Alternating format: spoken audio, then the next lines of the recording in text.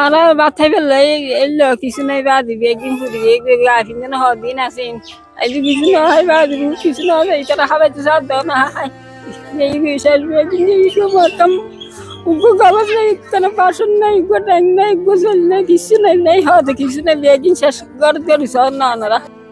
চট্টগ্রামের পুটিয়া উপজেলার কুচুয়াই ইউনিয়নের ৫ নং ওয়ার্ডের মধ্যম আজিমপুর এলাকায় সোমবার রাতে নেমে আসে এক বিভীষিকাময় রাত।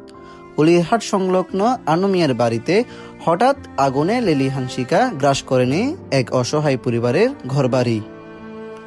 ভুক্তভোগী হালিমা বেগম অশ্রুসিক্ত কণ্ঠে জানান, গ্যাস সিলিন্ডার থেকে আগুনের সূত্রপাত হয়। চোখের পলকে পুরো ঘরে আগুন ছড়িয়ে পড়ে। মুহূর্তের মধ্যে দাউ দাউ করে জ্বলতে থাকে তাদের বসতভিটা। আর্ত চিৎকার করেও কিছু রক্ষা করা যায়নি। পরনের কাপড় ছাড়া কোনো আসবাবপত্র, কোনো মূল্যবান জিনিসপত্র, এমনকি সংসারের নিত্য প্রয়োজনীয় জিনিসও তারা বের করতে পারেননি। সালাম টেবিল মানে আন্ডি দেখছি চুল হাত দাদার সাদার সুর মানে কিছু নেই এত হাইবের কিছু নেই একদিন মানে ফুরি হইলে গ্যাস উত্তন হইলে গিয়ে মানে 7টা 8টা আর মানুষ এত নামাজ চেষ্টা করলে তো ওনারা চাইবেন তো বাসি চাইতে কিন্তু আমরা মরে যাইবে আল্লাহ কিছু নদীতে হওয়াইতে চার দেওয়া না হাই ওনারা চাইবেন দে।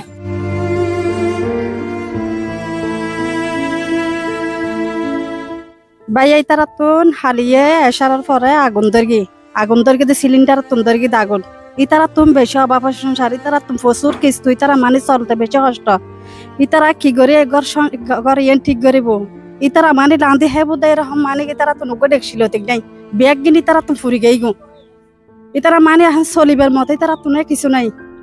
স্থানীয়রা ছুটে এসে প্রাণপণ চেষ্টা চালালেও আগুনের তীব্রতা ছিল ভয়াবহ।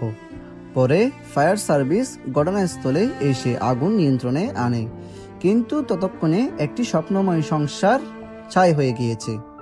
সব হারিয়ে শূন্য দৃষ্টিতে বস্মীভূত ঘরের সামনে দাঁড়িয়ে আছে হালিমা বেগমের পরিবার। চোখে জল, মনে হাহাকার।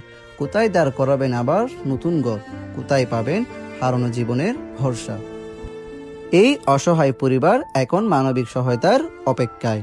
ভুক্তভোগীরা এলাকাবাসী সহ সকলের কাছে সহযোগিতার আবেদন জানিয়েছেন। সবাই যদি ওনাদের দিকে চায় তাহলে হয়তো এরা আবার একটা নির্মাণ নতুন একটা ঘর পাবে, না হলে তারা দিশাহারা হয়ে যাবে। কারণ ওরা বেসাহারা, এখন কিছু নাই। পুটিয়া থেকে মোহাম্মদ তানভীর রায়হান, পুটিয়ার কণ্ঠ।